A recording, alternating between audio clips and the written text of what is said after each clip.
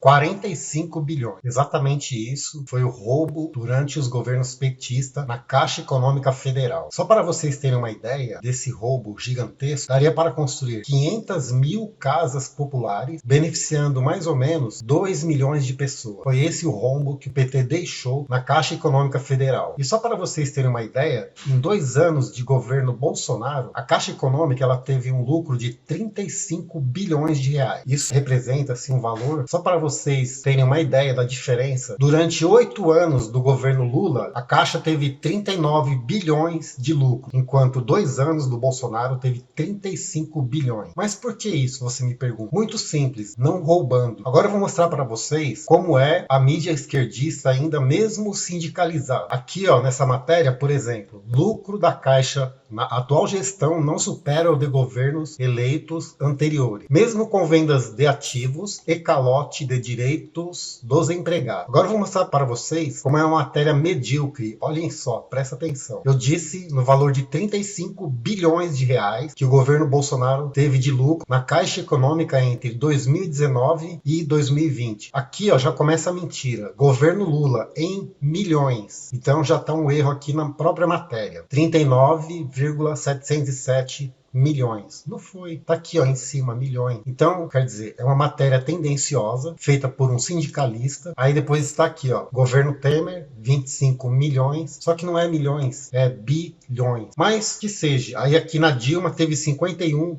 milhões. Mas é bilhões. Mas vamos esquecer a parte da Dilma e do Temer. Vamos comparar o Bolsonaro com o Lula. 39,700 bilhões. Viu você que escreveu essa matéria, que é um sindicalista, sindicato dos bancários? O Lula, em 8 anos, teve 39 bilhões de lucros, e o Bolsonaro, em 2019 e em 2020, em 2 anos, teve 35 bilhões. Só para vocês terem uma ideia. Então aqui a matéria não tem crédito nenhum. Eles falam que governar pela mentira. Então eles estão mentindo, porque aqui não é milhões, está aqui, ó, em cima, milhões, são em bilhões. Só que quem diz isso é exatamente o valor, que é da Globo. Lucro líquido da Caixa neste ano deve bater novo recorde, diz Guimarães. Então isso aqui, ó, o valor. E aqui tem outra matéria do Reconta aí, comparando os lucros da Caixa Econômica Federal entre o governo Lula e Bolsonaro. Então está aqui, ó. Decompondo o lucro por mandatário, o Diese aponta que em valores atuais a empresa contabilizou um lucro líquido de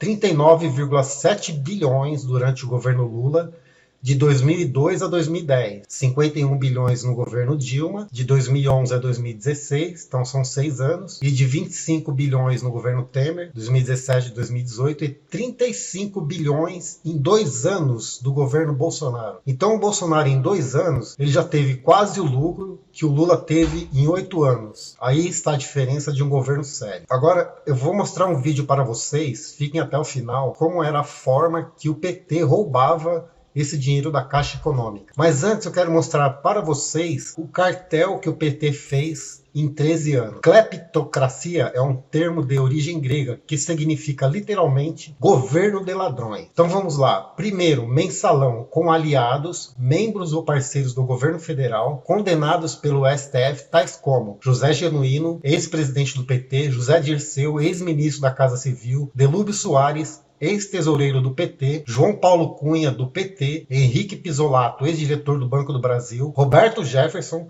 deputado cassado, deputado Valdemar Costa Neto, Pedro Correia, que foi pego na Lava Jato e entregou tudo, deputado cassado, José Borba, ex-deputado do PMDB, Romeu Queiroz, ex-deputado do PTB, Carlos Roberto Rodrigues, ex-deputado do PL. Então esse foi o mensalão. Agora nós vamos ao segundo, escândalo do DENIT, envolvendo os ministros Anderson Adalto e Sérgio Pimentel. 3. Escândalo dos bingos. Primeira grave crise política do governo Lula. O caso Valdomiro Diniz. 4. Escândalos dos fundos de pensões. Fundo de pensões dos Correios, Postales, rombo de 5 bilhões no governo petista. Fundo de pensões da Petrobras, o Petros, rombo de 20 bilhões. C. Fundo de pensão do Banco do Brasil, Previ, rombo de 13 bilhões. Fundos da CEF, FUNCEF, rombo de 12,5 bilhões de reais. Então aqui a gente não está falando de micharia, são 20 bilhões, 13 bilhões, 12 bilhões, 5 bilhões. Gente, deixa aqui nos comentários como o Brasil conseguiu sobreviver a um governo cleptocrata, governo de ladrões. Continuando, Operação Porto Seguro, Rosemary de Noronha. Entre os acusados estão o deputado da Agência Nacional de Águas, Paulo Vieira, ex-diretor da Agência Nacional de Aviação Civil, ANAC, Rubens Vieira, o irmão dele, Marcelo Vieira, além de chefe do escritório da presidência em São Paulo, Rosemary Noronha. 6. Caso Erenice Guerra, do PT, pessoa de confiança, desde que Dilma Rousseff era ministra de Minas e Energia. Erenice Guerra saiu da Casa Civil depois que a revista Veja publicou matéria denunciando que ela fazia parte do esquema intermediado pelo filho Israel Guerra e teria ajudado uma empresa do setor aéreo a fechar contrato em termos favorecidos com os Correios. 7. Enriquecimento do ministro Antônio Palocci, um dos coordenadores da campanha presidencial de Dilma Rousseff.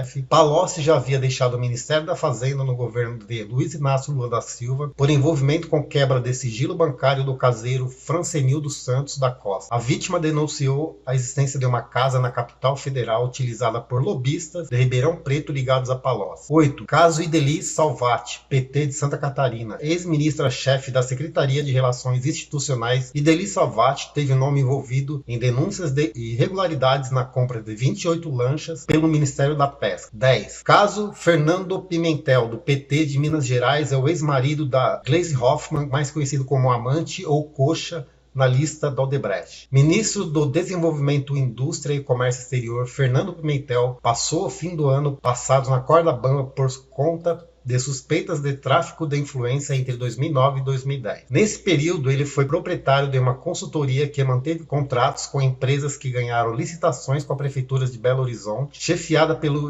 ministro até o final de 2008. A consultoria rendeu ao Pimentel cerca de 2 milhões, quantia superior ao patrimônio declarado pelo ministro ao Tribunal Superior Eleitoral. Caso do Ministério dos Transportes. O ministério que mais recebe recursos públicos é muito cobiçado e assediado por políticos e empresários, é alvo de escândalo de grandes proporções. A crise foi de tal envergadura que, até hoje, o governo Dilma sofre com os reveses ocorridos na pasta durante o seu primeiro ano de governo. 12. Caso do Ministério dos Esportes. Um outro ministério se envolveu em problemas e voltou a manchar a administração Dilma, o então ministro dos Esportes, Orlando Silva, do PCdoB, Partido Comunista do Brasil, é envolvido em esquema de desvio de dinheiro em programas da pasta. 13. Caso do Ministério do Trabalho.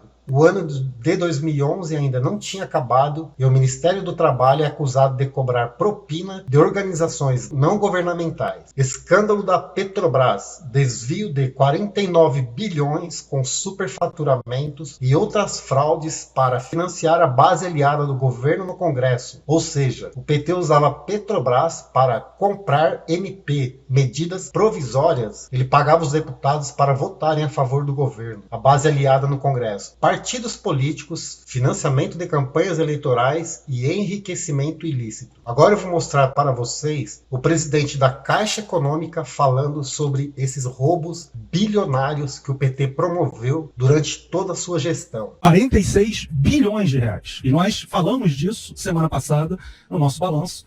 Reforcei na live com o presidente na quinta-feira. 46 bilhões são meio milhão de casas populares. Ou seja, roubaram 46 bilhões de reais a preço de hoje, que dá 500 mil casas para o pessoal mais carente. E isso quem está validando, né, durante 10 anos, Emílio, o balanço da Caixa, ou do FGTS, que é o dinheiro dos trabalhadores, ou do FIFGTS, que é o Fundo de Investimento, durante 10 anos, um deles estava com ressalva. O que significa isso? O balanço não serve. É pegar o balanço e rasgar.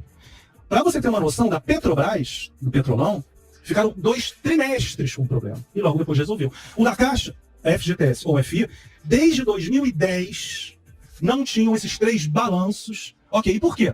Porque os auditorias falavam, tem questão maluca aqui. Existe investimento que foi realizado, e aí vou dar um exemplo simples. Tem várias maneiras desse dinheiro ser roubado, desviado. Um deles, o mais básico, emprestar para quem não tem condição de pagar. Mas esse é uma coisa muito clara. Só que existem maneiras mais sofisticadas. Por exemplo, você emprestar uma taxa menor. Exemplo simples. Olha, a área econômica do banco acha que essa empresa tem que receber a 10% ao ano. Vamos dar 8%.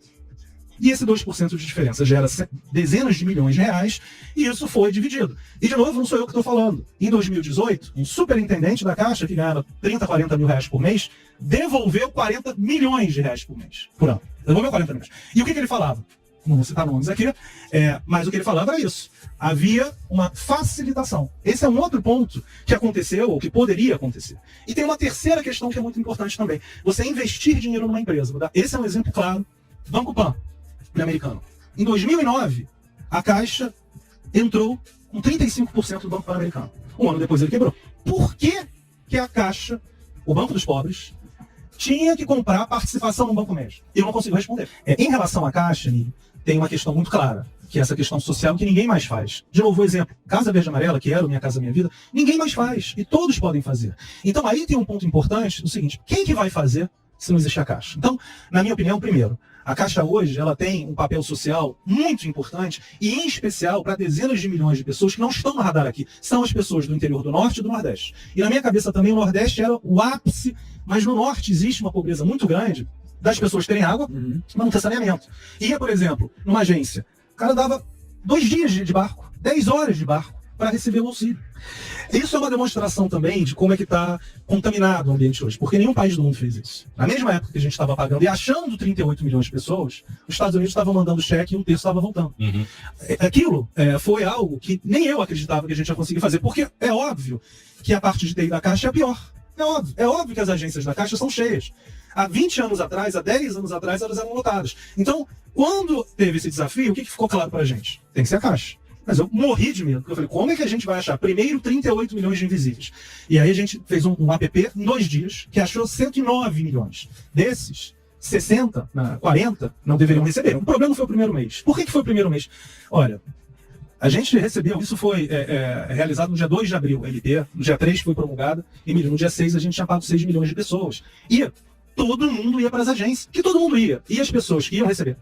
Iam as pessoas que não podiam receber, queriam entender o porquê, e iam as pessoas que estavam em análise. Então a gente teve um desespero enorme, porque as pessoas não tinham dinheiro, era uma doença que ninguém sabia o tamanho do que ia acontecer, e a gente tinha 40 mil empregados da Caixa, que chegaram a atender 10 mil pessoas por dia, 22 sábados. E uma coisa que aconteceu, todos os vice-presidentes e todos os diretores trabalhando de segunda a segunda nas agências, porque foi uma coisa clara que eu falei, olha, se a gente tem o pessoal da ponta, vai todo mundo, até para poder entender os problemas. Então a gente teve nas primeiras 2 semanas uma loucura, e realmente algumas pessoas passaram no primeiro pagamento e foram bloqueadas no segundo. Só que o que aconteceu? No imposto de renda, todo mundo tem que pagar. E várias pessoas descobriram, alguns amigos meus falaram que não sabia que o filho tinha recebido. Sabe quanto que descobriu? Quando teve que pagar no imposto de renda para o filho. Então, isso aconteceu. Então vocês viram aí que é um governo sério, que não rouba e não deixa roubar. E outra coisa, o Bolsonaro, a princípio, ele era a favor de privatizar a Caixa Econômica. Mas no decorrer do seu governo, ele percebeu que a Caixa Econômica ela tem um papel social muito importante, que foi o que o Pedro Guimarães, que é o presidente da Caixa, acabou de dizer. A Caixa Econômica é um dos únicos bancos que faz o programa da Casa Verde Amarela, que era o antiga Minha Casa Minha Vida. E além disso, também a Caixa ela atua em praticamente todo o território nacional, atingindo municípios que são pequenos, mas que precisam de banco. Igual o diretor da Caixa, ele acabou de dizer, tem pessoas que andavam 2, 3 dias para chegar a uma agência da Caixa. Agora eu vou mostrar para vocês uma matéria falando exatamente sobre o lucro da Caixa Econômica Federal. Vamos falar de economia. A Caixa Econômica Federal atingiu no primeiro semestre deste ano o maior lucro de toda a série histórica do banco.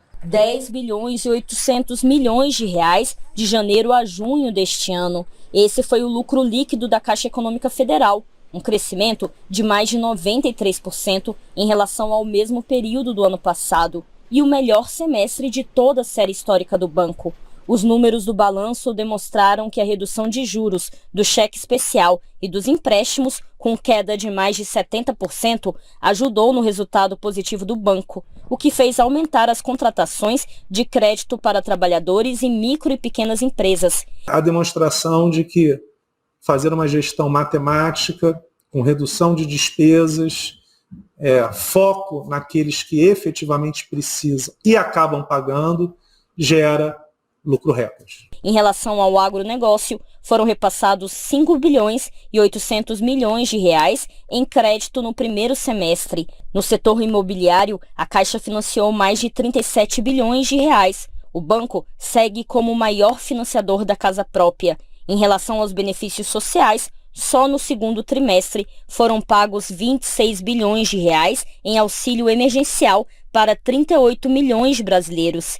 E entre Bolsa Família, seguro-desemprego e os benefícios previdenciários, foram pagos 73 bilhões de reais. Agora vocês façam a sua própria comparação. Em 8 anos do governo Lula, o maior ladrão da história do mundo, ele teve um lucro de 39 bilhões em 8 anos. E em 6 meses, a Caixa Econômica teve 10 bilhões de lucro. Então o governo Bolsonaro vai terminar o governo dele em 4 anos com o maior lucro da história da Caixa Econômica Federal. Isso não roubando e não deixando roubar. Esse é um governo que pensa no seu povo, é um governo sério, competente e que nós devemos a todo custo tentar reelegê-lo em 2022. Esse é o vídeo, compartilhe o máximo que vocês puderem, porque essas informações que eu estou passando não vai sair na grande mídia, na mídia esquerdista, na mídia que faz fake news diariamente. Vocês já viram aqui vários vídeos onde nós mostramos as mentiras da mídia militante que hoje virou um partido político. Um abraço e até o próximo vídeo.